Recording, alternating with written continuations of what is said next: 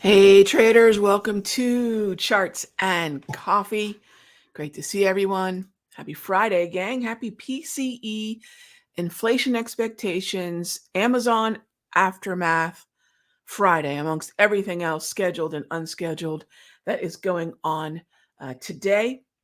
Got a lot going on in the broader averages in terms of the overall weakness that we've been seeing this week. And I've been getting a lot of emails and questions, whether it be here in Charts and Coffee or in the rooms. Is October, has October been difficult? And you know what I do when I'm with you all in the rooms, when I'm with you all here in Charts and Coffee, or whether I'm recording a video, which by the way you can see here on the screen. This was yesterday's video called "The Process That Led to an Up Week." What did I do this week that is going to, unless the wheels fall off the wagon today, and I'm very cautious on Fridays as a general rule, but unless the wheels fall off the wagon today and I get amnesia about position sizing and risk management, this is going to be an up week. Not by a lot, but it's going to be an up week, which means two things: always manage risk and managed position size. But the thing that precedes strategy, right? We're always usually, I shouldn't say always, right? Usually we're fixated on, how do I trade this symbol, right? Insert your favorite symbol. But the step that is usually the one that's most important when we're having a really good week, or one that we're just going to be up in, is what we trade. And so therefore there's something I remind myself of every day. I remind myself whenever we're trading in the mastery or in the futures room or wherever I may be, what I trade is more important than how I trade it. You might say, Rog, what are you talking about? How we trade is what we do. No. The first most important thing is, what are you going to focus on that has the most likelihood for follow through? Because if you find those symbols with relative outperformance, aka a likely follow through, whatever you do is likely to have a higher probability of paying you. And that's why we're here. We're not here to trade our favorite symbol. We're not here to trade where the news is focused on, meaning, do we trade tech or do we trade around tech? And trading around the news has worked far better. Case in point, if you watch the video, most of what's worked either at a swing level or even at a day trading level has been small cap and large cap, has been the Russell and the Dow, which has very little to nothing to do with the different earnings that we've had this week. So before you go about thinking, oh, my indicators aren't working, or my strategy is broken, or I just don't understand the market, ask yourself, what symbol are you trading? And a lot of times at that level, you'll find the answer to the problem. So think about that. Check out this video, and I'll show you what I did this week with the folks over in the futures room, and of course, my sector secrets mastery. All right, so let's get to it. What are we looking at in the aftermath of the PCE? Actually, a pretty subdued reaction. I'm surprised. This is the Federal Reserve's favorite inflation indicator. By that, I mean, do they use the CPI as the gauge in their models? Meaning their models dictate what they're going to say. Their models dictate how their monetary policy. No, they use the PCE. And I've often said, if you want a really good laugh, go look at the calculation of the PCE versus the CPI, and you'll find out why when the Fed is talking about inflation, it sounds like they're talking about the inflation on another planet. Because what we calculate in these formulas for these data sets makes a big difference as to what we're experiencing versus what they're talking about.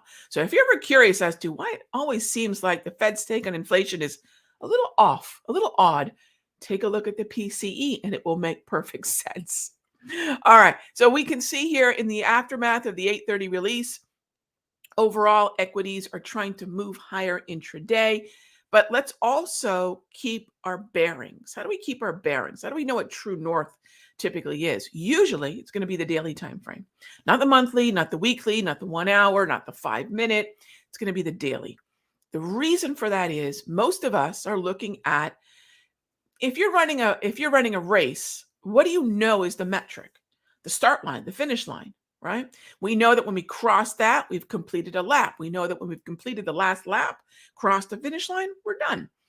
That psychology is the daily time frame. Where are we in relation to yesterday's close? That's the way we look at that.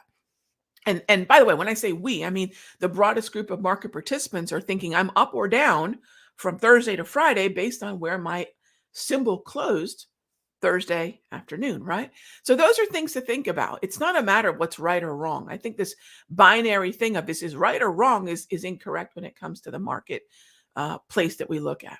It's where is the broadest psychology? Where is the biggest group of people, and what are they looking at to be bullish, to be bearish, to think something's strong, to think something's weak, right? And the more we separate ourselves from what the herd is doing, the more we separate ourselves from volume, which is one of the important 4 factors we all must keep an eye on. All right, so let's go take a look at yields. Yields were on the move yesterday. What are they doing today? In the spirit of the absolute downside chop we are in, up one day, down the next, up one day. Oh, and lo and behold, we seem to be a little weak today. It doesn't really mean much, gang. This is an overall downtrend on the long bond. And until that downtrend, meaning higher yields, money is still more expensive, right? Or the yield on the treasuries is still higher. Until this starts to flatten out, there is going to be, now think about yields and the way that they can take the capital that might end up in a stock and instead ends up in a bond. It's less about the trend and it's more about a threshold. In other words, at what point can I look at the return on a stock or the dividend yield on a stock and look at the yield of a bond and say, oh, now it's apples and apples, or the treasury looks more appealing. That's why I say the trend in treasuries is not necessarily what takes money away from equities and into bonds. It's at what point do we say, oh, I can make more if I just park my money in treasuries. That's why I say it's a threshold and not a trend. So if you're ever curious, and by the way, all dividends aren't the same. We know this. So it's a collective group of stocks, whether that be staples, utilities, REITs. And if you want to know where those are sitting right now, are traders, investors looking at those more so in the last week than they were maybe the preceding week? Check out the video from last night. I show you exactly how to measure this with absolute simplicity. I mean, at a glance. So check out that video and you'll say, oh, right, that's where the money is flowing. Are traders and investors positioning defensively, or are they thinking more offensively, which is oftentimes money landing in tech? So check that out. Yes, I'm leaving with a little bit of a cliffhanger. All right. So as always, gang, best part of our show is your questions. Let's go ahead and jump into those. Just a quick heads up. We do have the University of Michigan inflation expectation at 10 a.m. So no sooner will the bell ring, we get the clearing period, 10 a.m. Eastern. We're going to get yet another inflation number. So keep an eye on that because that is the Federal Reserve's primary mandate. That is what they're most concerned about. So metrics around that are going to be macroeconomically important. Yes? Okay, so first up, let's go ahead and jump on over to the dollar. And a lot of folks say, Rag, how do you track the dollar? It's pretty darn easy, especially after a data point like the PCE. What do you do with something like the dollar? How are you measuring it right now, Rag? Remember, we did have the ECB this week, and that means we heard from Lagarde and we heard from the European Central Bank. But I think there's 2 important things to note. Two really important things. One's sort of neutral, the other is still bearish. We are still below the equator. We are still in the bearish hemisphere. Why do I say that? The 200 simple moving average, not something I use as much, but I used the SMA a lot in my first, say, 10 years of trading. The last 20 or so, plus, I've used an exponential. Why? Exponential weights the more recent price action heavier. So when I'm looking at 200 periods of closes, so 200 closes, I can do a straight average, and that's the simple moving average.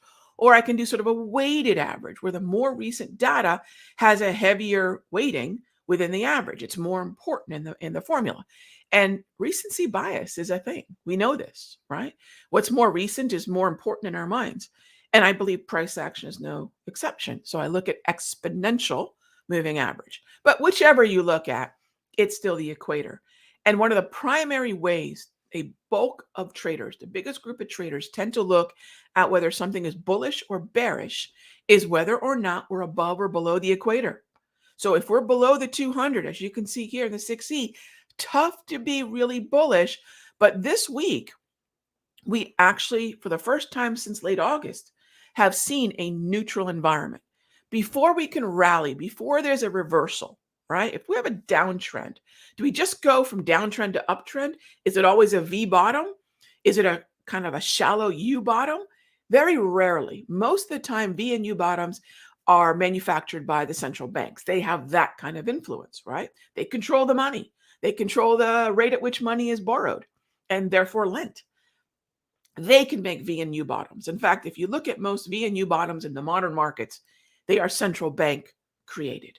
The rest of the time, in natural market progression from trend to trend, in between is going to be, some folks know it as an M or a W because it looks like a jagged, M or W.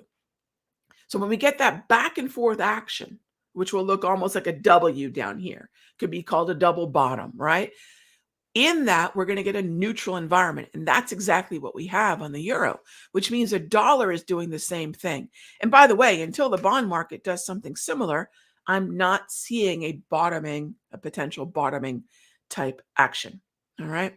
Okay. So the big question is, all right, Rag, where are stocks going next? And I'm looking for some questions. So if you have any questions, gang, type them in. Don't be shy. I don't bite. All right. So if we are looking at the NASDAQ's at a really important spot on the chart. It's at the equator. Is it going to close below or above? Wednesday, it closed below.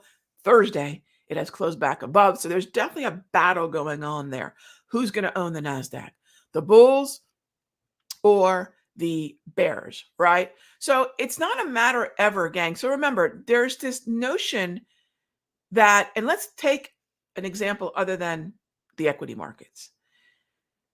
If you're watching ESPN, it was really interesting. Bob Iger had some very interesting comments about Disney and how ESPN is the moneymaker for Disney, more so than the movies, more so than the Marvel, so ESPN is their big moneymaker. That was pretty interesting to me. Anyway, do I look to ESPN to know who's going to win the game, right?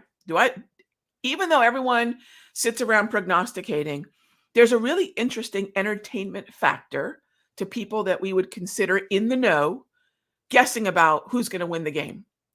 And gosh, doesn't that sound a lot like financial media? It should, because financial media is modeled after ESPN. Why not? It's one of the most valuable properties in terms of entertainment on earth.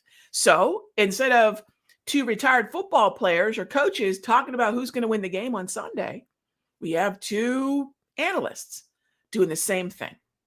Do they know who's going to win? Right, exactly. So we never want to get into the job of what we think trading is, because we watch television and think, surely prognosticating about the future must be trading. It is not, right?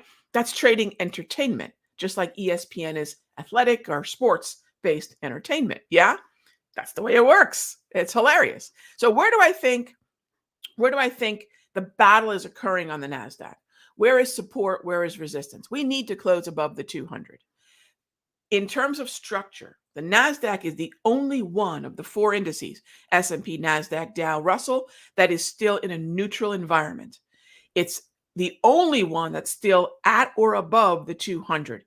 It's the only one that I would look at most bullishly, or if I'm ranking things in order of bullishness, the NASDAQ is still at the top of the list. Now, let me show you that. Let me contrast that with what we're seeing on the Dow. Below the equator, in a downtrend, same thing goes to the S&P, same thing goes with the Russell, right? So the NASDAQ is really the only one that's clinging to trying to stay in the bullish hemisphere. Now, if I can then either shorten the time frame and find some near-term strength, or if I can find a stock that's a relative outperformer within the NASDAQ, that's going to be the way in which I trade the NAS. So let's go back to what we trade is more important than how we trade it.